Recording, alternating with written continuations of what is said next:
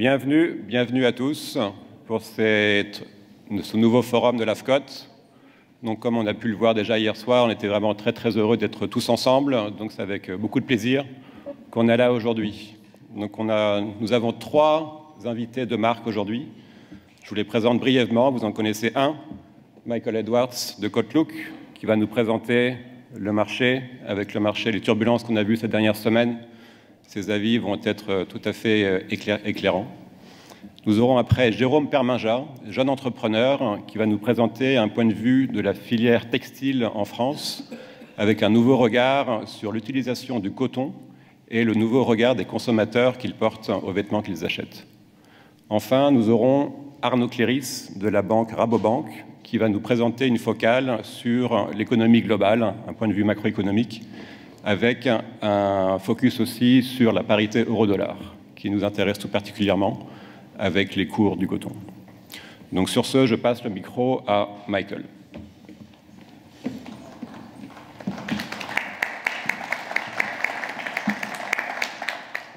Merci, Président. Bonjour à tous et à toutes. Je suis vraiment très heureux de me retrouver parmi tant d'amis, tant de confrères du coton. L'invitation de présenter quelques réflexions sur notre marché, sur ce qui s'est passé depuis 2 ans, même plus, me permet de regarder un peu, avec un peu de recul, ce qui s'est passé depuis juin 2018. Et c'est une évolution bien mouvementée, vous pouvez le dire.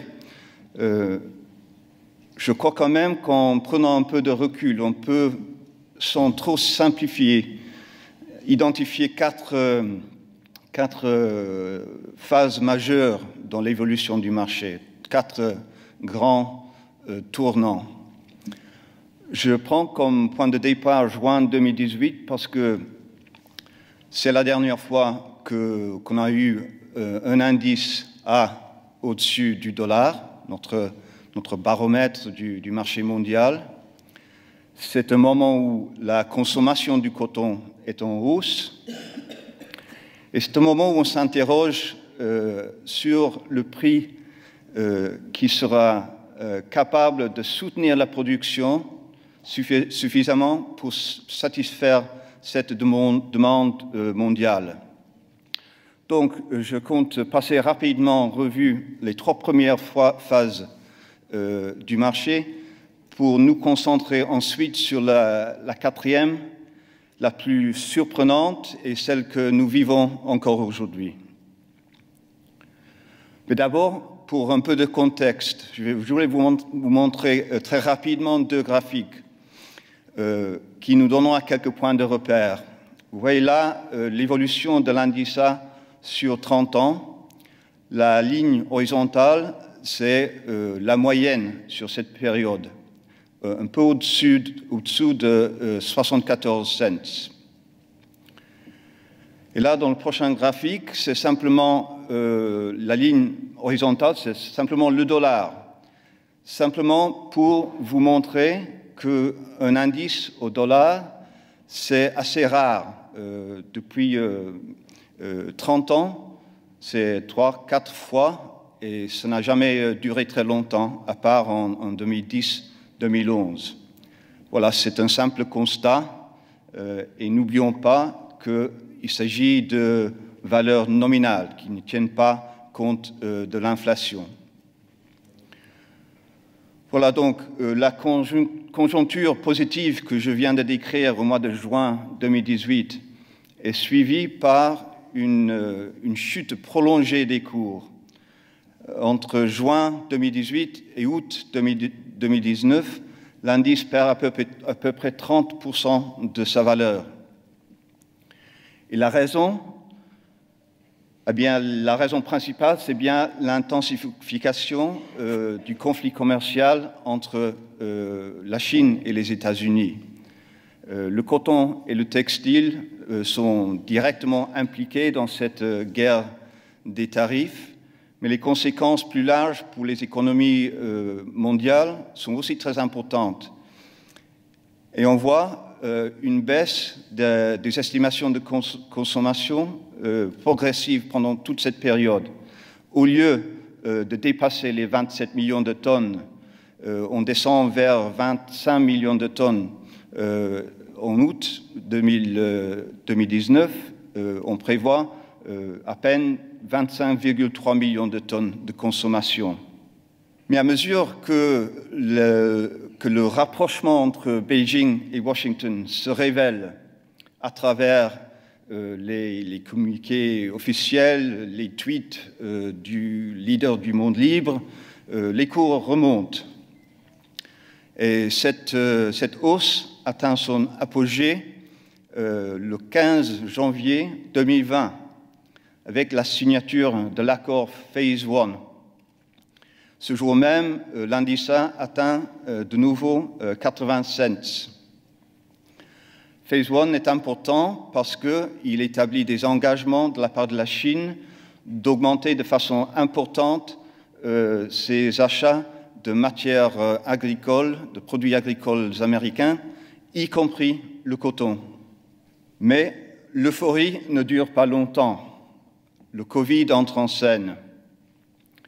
Je n'ai peut-être pas besoin de vous rappeler la rapidité avec laquelle les événements se sont déroulés dans les premiers mois de 2020. Le marché en crise, la demande paralysée. Et c'est une période, je crois, qui a montré de façon frappante l'interdépendance de tous les acteurs de la chaîne de valeur coton-textile et en même temps la fragilité de la filière. Le grand magasin en Europe annule ses contrats d'achat de vêtements au Bangladesh. Tout de suite, la demande de tissus de filets au Bangladesh s'effondre. Le filateur au Bangladesh demande aux négociants de reporter les embarquements. Le négociant donc essaie de ralentir le flux de coton de l'Afrique. Le coton s'accumule à Abidjan, à Douala, même dans les usines d'égrenage en Afrique. Et la chute des cours est brutale. L'indice perd en 2 mois et demi 25% de sa valeur. Pour le nadir était atteint fin mars 2020 au-dessous de 60 cents la livre, bien au-dessous de la moyenne à long terme.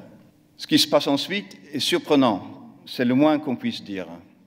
Pour ma part, je n'aurais jamais osé prévoir une reprise aussi forte, aussi soutenue.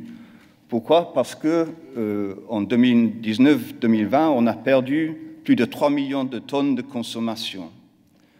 Mais la production, elle, n'est guère affectée, parce que le coton dans l'hémisphère nord est déjà récolté, et dans l'hémisphère sud, il est déjà semé. Donc il n'y a pas d'impact sur la production.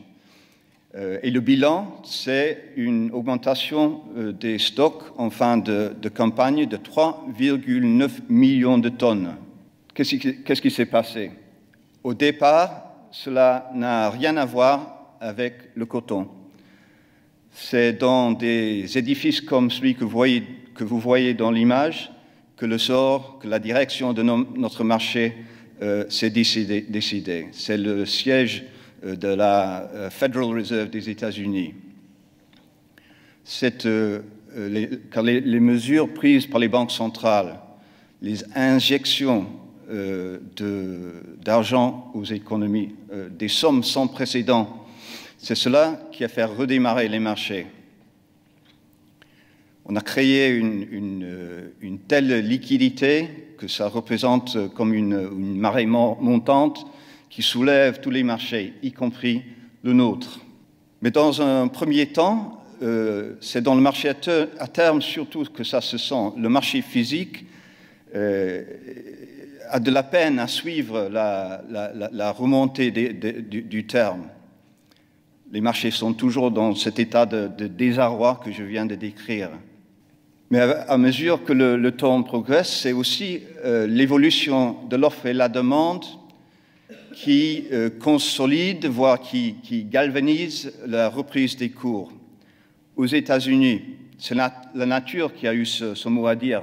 C'est-à-dire qu'entre juin 2020 et la fin de la campagne, les prévisions de l'USDA de la production américaine sont revues à la baisse d'à peu près 1 million de tonnes, même un peu plus.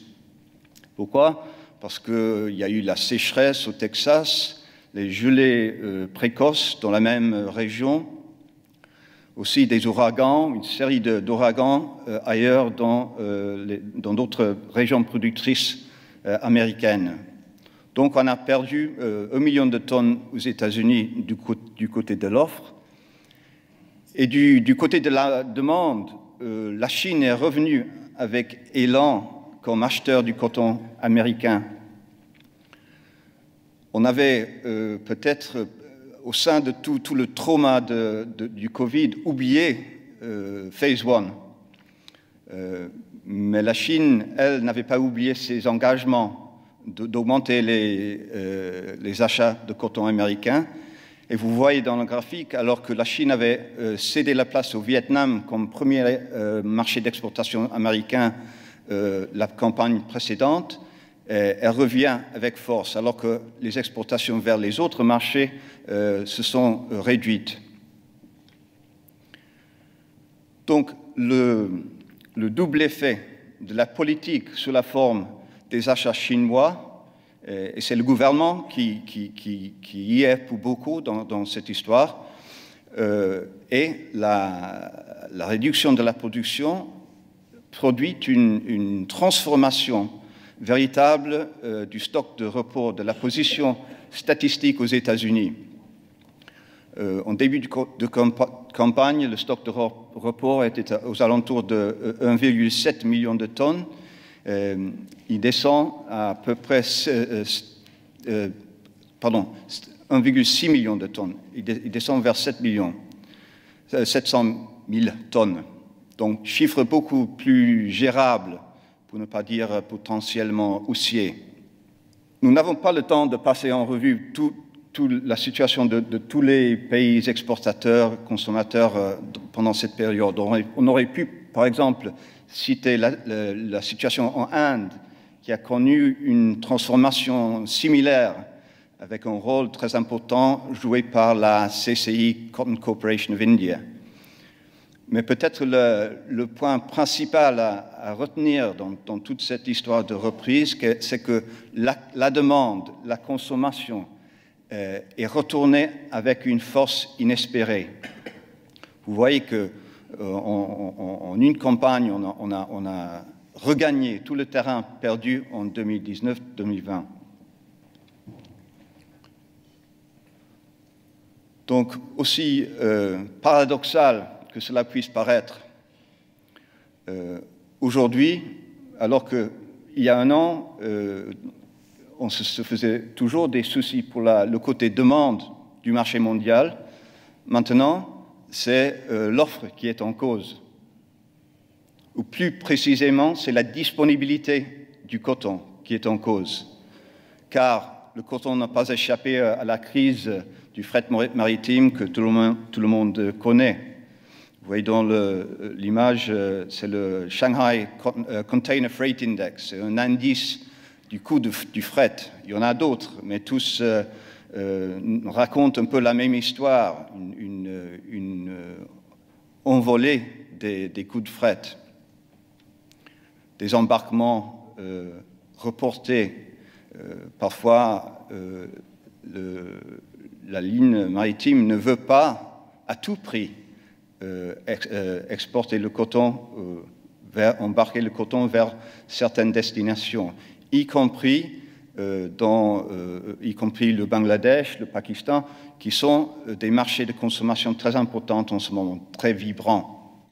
Donc, pour le filateur qui avait, pendant cette période de crise liée au Covid et les incertitudes qui ont suivi, eu tendance à réduire ses inventaires, confiant de l'offre dans le marché mondial, tout de suite, il y a un changement de comportement.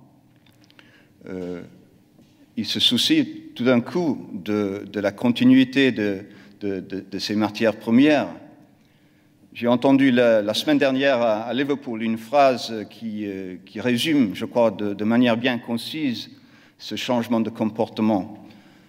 On a dit, ce n'est plus just in time, c'est maintenant just in case. Ça ne se traduit pas forcément très bien, mais ça veut dire que en matière d'approvisionnement de la part du filateur, ce n'est plus juste à temps, c'est au cas où. Donc, changement radical de la politique d'achat des filateurs, et cela se voit dans les chiffres de vente encore à fixer. Selon les derniers chiffres, il y a à peu près 15 millions de balles encore à fixer, dont à peu près 4 millions sous le contrat de décembre. Et je ne saurais décrire l'évolution du marché sans faire référence à ce qu'on a vécu depuis 3 semaines, cette envolée de New York. En 3 semaines, le marché a gagné plus de 22 cents la livre, avec un volume, comme vous voyez, très important. Il y a eu ces derniers jours une petite pause, mais je vois que ça a l'air de redémarrer ce matin avec le marché en hausse de plus de 100 points. Jusqu'où ça va aller, je ne saurais vous le dire. Franchement, je ne sais pas.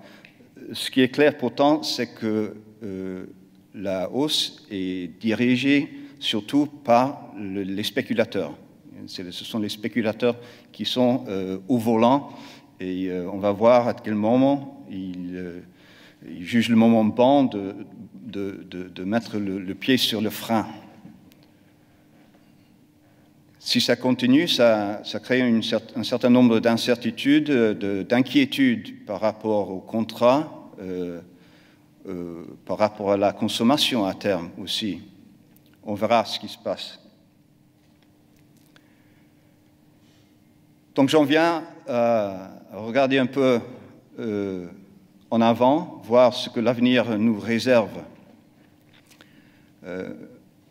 Malgré tout ce qui se passe à New York, malgré la reprise étonnante de la consommation, je crois qu'il faut peut-être garder la tête claire.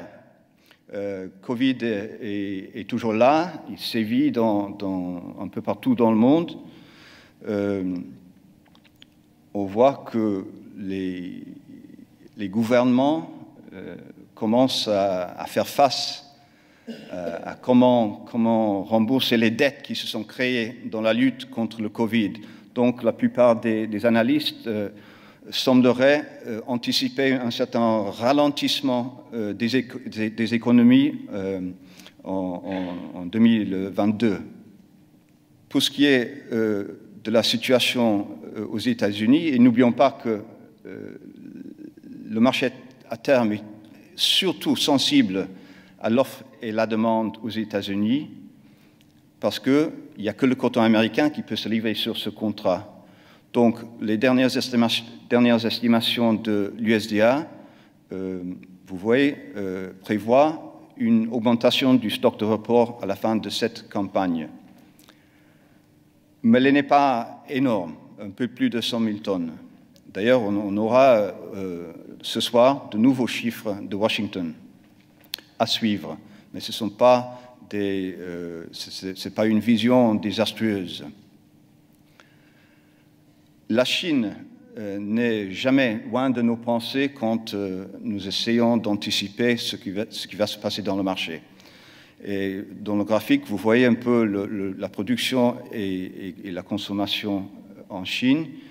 La conclusion que j'en tirerai, c'est que la production aura du mal à satisfaire les besoins de la filature chinoise.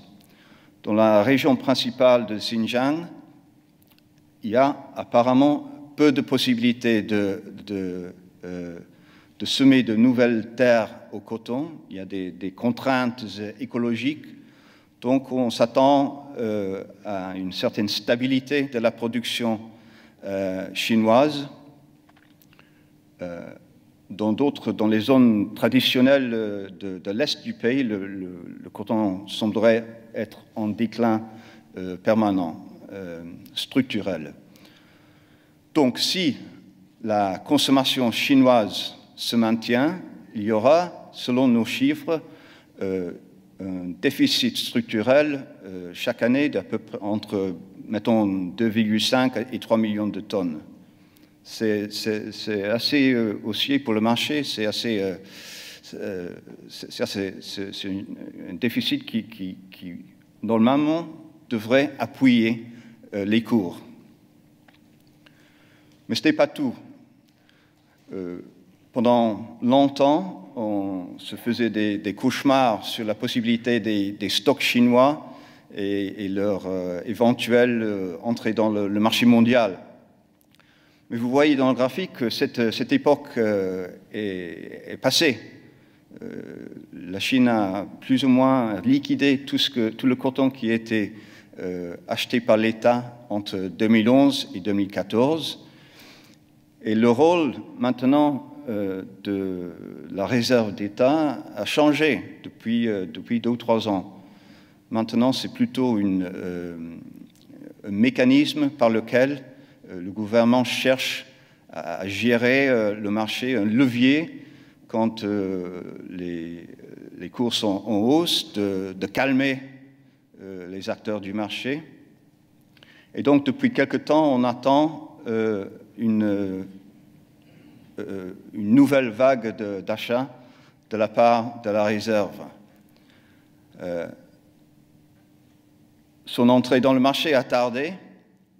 Il semblerait qu'elle ait hésité, mais depuis le début du mois d'août, on constate de la part du gouvernement chinois et de certains nombres de filateurs une nouvelle vague d'achat du coton américain.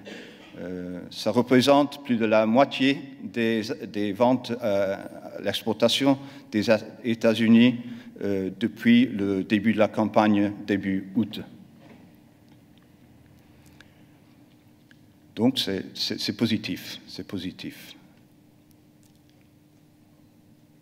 Pour terminer, j'aimerais qu'on prenne un peu de recul et qu'on mette de côté toutes ces incertitudes chinoises, qu'on oublie, si on peut, l'essor du marché à terme, et qu'on considère le marché sous l'optique de la production et consommation mondiale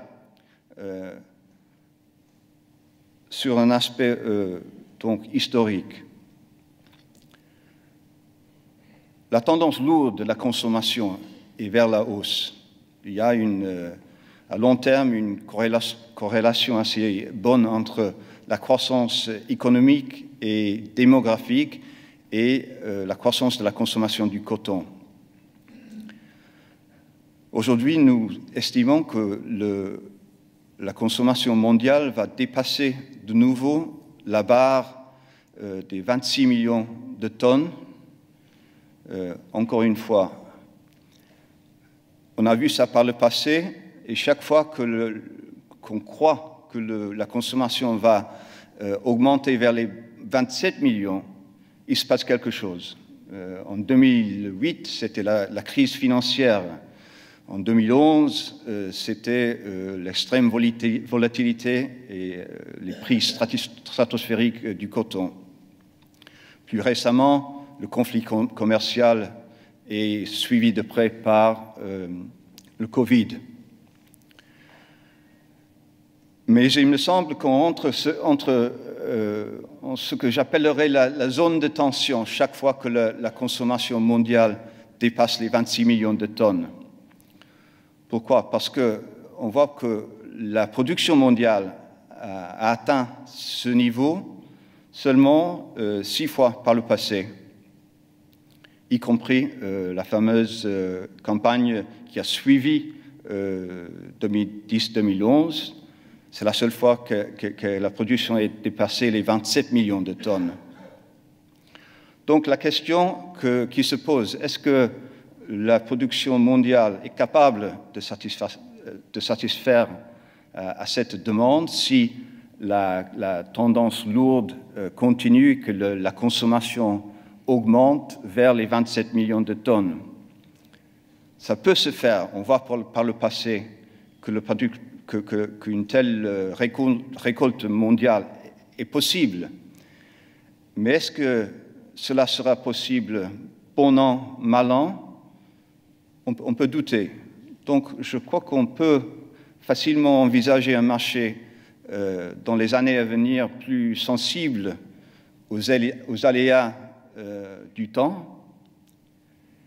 Et on va peut-être s'interroger de nouveau sur le niveau de prix mondiaux nécessaires pour soutenir la production du coton, pour satisfaire cette demande. Sur ce, je termine. Merci beaucoup pour votre attention.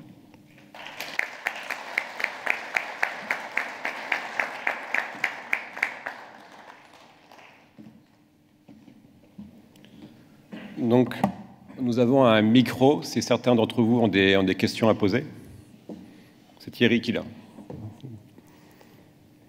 On a beaucoup parlé du coton ouïghour en Chine. Et quel est l'impact au niveau de la consommation en Chine? Et est-ce que c'est une des raisons pour lesquelles la Chine importe encore plus de coton aujourd'hui? La question est excellente. Je crois qu'il n'y a pas encore beaucoup de transparence sur l'effet de la vision du monde sur les problèmes en Xinjiang. Il est sûr que, de façon anecdotique, beaucoup de filateurs chinois veulent acheter le BCI, tout ce qui a la possibilité de traçabilité. Donc je crois qu'il y a effectivement un effet. Si d'un point de vue macro-statistique, ça va être très important, il y a lieu de douter parce que n'oublions pas que le marché chinois, le marché domestique chinois est très important. Il est intéressant aussi que la Chine est en train de développer ses propres standards de durabilité, de traçabilité. Donc, je ne vois pas que ce soit quelque chose qui est jusqu'à présent changé de manière transcendantale le marché. Michael, je profite d'avoir le micro pour te poser une question. Est-ce que vous avez un moyen, je dirais plus ou moins scientifique, pour déterminer à partir de quel cours, on va dire en coût et fret, un filateur voit effectivement à une problématique de prix de revient pour vendre son fil? Bon, parce qu'on atteint des niveaux quand même rarement connus. Est-ce qu'à ces niveaux-là, un filateur aujourd'hui peut encore acheter du coton et le vendre avec profit? Scientifique, non, c'est plutôt un mystère.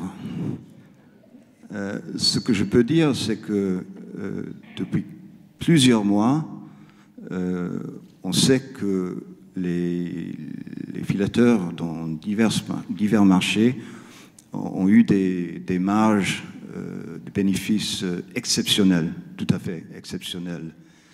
Si à 120 on coûte et fret, ça s'approche certainement au coût de revient. Mais on a l'impression qu'il y avait un espace de marge qui a pu être absorbé pendant la dernière hausse du marché. Donc rien de scientifique, juste une anecdote. Alors une autre question, est-ce que au cours actuel, dans quelle région du monde tu verrais une augmentation de la production pour l'année prochaine? De la production du coton. Du coton, oui. Certainement en Australie, on aura une récolte minimum 1 million de tonnes. Parce que la situation de l'eau s'est transformée. Donc ils sont vraiment très optimistes sur la production. Le Brésil, après quelques contretemps, la campagne dernière va reprendre. Nous pensons donc qu'il y aura également une augmentation d'à peu près 400 000 tonnes. Donc on a déjà 800 000 tonnes, sans oublier les États-Unis qui vraisemblablement auraient échappé au problème de la campagne, la dernière campagne. C'est-à-dire que au mois de mai, juin, juillet, il y a eu beaucoup de pluie au Texas, la sécheresse n'est plus là. Jusqu'à présent, ça a été plutôt calme au niveau des ouragans et l'USDA prévoit les rendements, je crois que c'est le deuxième de l'histoire. Donc, reprise aux États-Unis, en Australie, au Brésil, sans oublier l'Afrique. Oui, Michael, dans ce contexte, qu'en est-il des autres fibres? Je pense bien sûr au polyester, mais d'une manière générale, comment se comporte-t-elle par rapport effectivement à cette situation du coton? Un premier constat, c'est que le coton ne sera jamais meilleur marché que le polyester. Je crois personnellement que le champ de bataille, ça passe par des efforts pour convaincre aux consommateurs que le coton est soutenable, alors que le polyester ne l'est pas. Je suis toujours frappé quand j'entre dans les grands magasins et qu'on voit des panneaux qui disent que tout notre coton est soutenable, tout notre coton est BCI. C'est comme s'il y avait une présomption de culpabilité contre le coton au départ, qu'il faut justifier le coton en particulier qui est acheté par les marques, par les grands magasins. Mais pour le polyester, on ne le voit pas.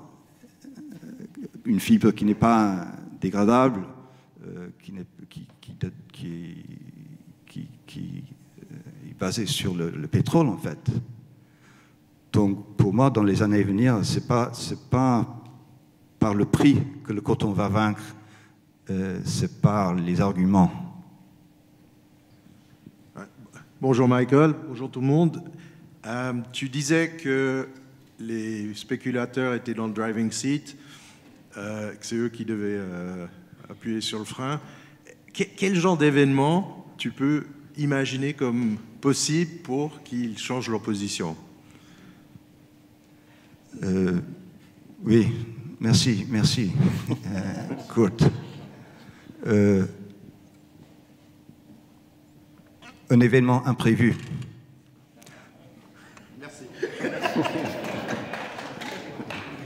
Mais non, sérieusement, nous savons que je l'ai déjà dit, le Covid peut-être nous réserve encore des surprises. Ça, c'est une chose. La spéculation, parfois, est assez sensible aux affirmations des gouvernements par rapport à leur politique monétaire future. Donc, il y a aujourd'hui peut-être cet argument sur l'inflation, le supercycle qui domine. Mais si jamais le Federal Reserve ou d'autres signalent un petit changement, ça peut changer très vite. Donc, je ne sais pas une réponse très convaincante. Si je savais si je savais. Merci Michael pour cette présentation, as usual, fantastique. Oui, il y a quelque chose de prévu. C'est la modification des politiques monétaires, la remontée des taux d'intérêt, qui forcément va influencer le marché à terme et qui va modifier aussi les comportements. Tu viens d'esquisser la perspective. Est-ce qu'il n'y a pas aussi une autre perspective, c'est que le conflit potentiel entre la Chine et les États-Unis, est-ce que la Chine va continuer à respecter les accords signés du temps de Trump? Est-ce qu'on n'est pas rentré dans un cycle d'opposition qui fait que d'une façon ou d'une autre, cet accord va être remis en cause? Et peut-être que les Chinois vont se remettre à produire du coton ou vont chercher des origines alternatives à celles des États-Unis. Cela est fort possible. Si on regarde un peu partout dans le monde, il y a beaucoup de sources de perturbations potentielles. Il y a la Chine et les États-Unis. Il y a les problèmes d'énergie qui commencent à se faire voir. Est-ce que les problèmes d'énergie en Chine, c'est un effet transitoire, ou est-ce que vraiment il y a un problème plus foncier? Nous ne savons pas. Mais je crois que la stabilité de divers points de vue du monde est fragile. C'est le moins qu'on puisse dire en ce moment. Donc il suffirait de peu pour faire peur aux spéculateurs, pour répondre aussi à la question de Kurt, et n'oublions pas qu'ils vont un de ces jours prendre des bénéfices. Bonjour Michael, merci pour cette brillante ce brillant exposé. Je reviens sur un point que vous avez abordé très rapidement, c'est celui des frettes maritimes qui se sont envolés. Donc l'index que vous avez montré, qui est passé de 100 à 450, et qu'aujourd'hui, au niveau de l'Afrique, de tous les ports ouest africains jusqu'à Douala, nous avons le problème d'embarquement. Soit il n'y a pas de place sur les navires, ou bien les navires arrivent, il n'y a pas de boîte vide pour emporter le coton. Et sans parler de l'envolée du coût de frais, des coûts de fret maritime. Jusqu'à quand on va continuer à vivre ça? Partout on a des stocks des magasins sont pleins de stocks dans tous les ports. Et le pire des ports, c'est Douala, que nous vivons vraiment d'une manière forte. Et la question sous-jacente, c'est qu'il vient de dire entre les politiques États-Unis-Chine. Aujourd'hui, on voit toutes les boîtes vides partent en Chine pour transporter des marchandises à haute valeur pour les États-Unis d'Amérique, pour l'Amérique ou l'Europe. Et si la politique commerciale entre les États-Unis et la Chine se détériore, ce qui a été signé avec Trump est remis en question, est-ce que cela va entraîner un changement de positionnement de ces compagnies maritimes qui vont se retourner vers l'Afrique pour transporter tout ce qu'ils veulent, tout ce qu'ils trouvent, pour compenser la perte de trafic entre la Chine et les États-Unis? Ça, c'est ma première question. Deuxième question, également, c'est concernant, vous avez dit aujourd'hui, nous sommes dans une zone de turbulence. Lorsqu'on arrive à une consommation mondiale qui tutoie le 27 millions de tonnes. Nous avons vu en 2010-2011, quand les cours mondiaux ont dépassé largement le dollar, la livre. Nous nous orientons vers là. Aujourd'hui, on a dépassé le dollar, mais on n'a pas atteint les cours de 2010-2011. Mais pensez-vous réellement qu'on va aller jusqu'à ce niveau? La filature mondiale a bien recouvert de ce qu'elle avait perdu les années passées pour pouvoir supporter des coûts aussi élevés. Les spéculateurs, ils n'ont pas d'autres commodities sur lesquelles ils peuvent dévier leur positionnement, et ensuite le polyester, en fait, va en profiter à un certain niveau de prix par rapport au prix du coton. Donc tous ces éléments-là font que l'avenir proche de cette tendance lourde, potentiellement haussière, donc jusqu'à où on va se limiter. C'est ça qui est important, parce que nous sommes à une phase pour l'hémisphère nord, notamment les pays africains, de pouvoir positionner la campagne prochaine, 2022-2023. Donc ceci est très important, donc d'éclaircir, de chercher dans ce nuage-là pour voir un tout petit peu, avec quelques éclairs pour pouvoir voir mieux traverser ce nuage. Merci. Merci Ibrahim. D'abord, je ne suis pas du tout expert du fret maritime. Ton hypothèse sur la Chine et les États-Unis qui aiderait éventuellement à la situation d'Afrique est attrayant, mais je n'oserais pas me prononcer là-dessus. Tout est possible. J'ajouterais que la semaine dernière à Liverpool, on a beaucoup discuté lors de la réunion de l'ICA de ces problèmes de fret. Et il n'y a pas beaucoup d'optimisme par rapport à une amélioration d'ici peut-être un an.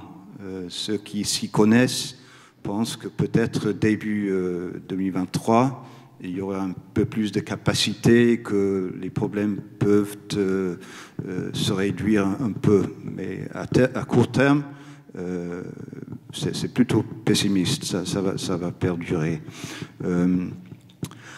Par rapport au cours, si j'avais la boule de cristal, Ibrahim, je serais tenté de dire que, à l'opposé de ce qu'on a vécu en 2010-2011, il y a du coton dans le monde. Monsieur Nicosia l'a fait remarquer la semaine dernière aussi, que les fondamentaux en termes de production et consommation pour 2021-2022 ne justifient pas vraiment l'envolée du terme qu'on voit actuellement. Mais il faut voir aussi qu'une partie de l'augmentation de la production dont on vient de parler aura lieu dans l'hémisphère sud. Donc le coton n'est pas là encore. À partir du mois de mai, mettons, l'Australie sera disponible. À partir du mois de juillet-août, le Brésil. Donc dans l'ensemble, personnellement, je n'y crois pas tellement au coton à $2, mais tout est possible.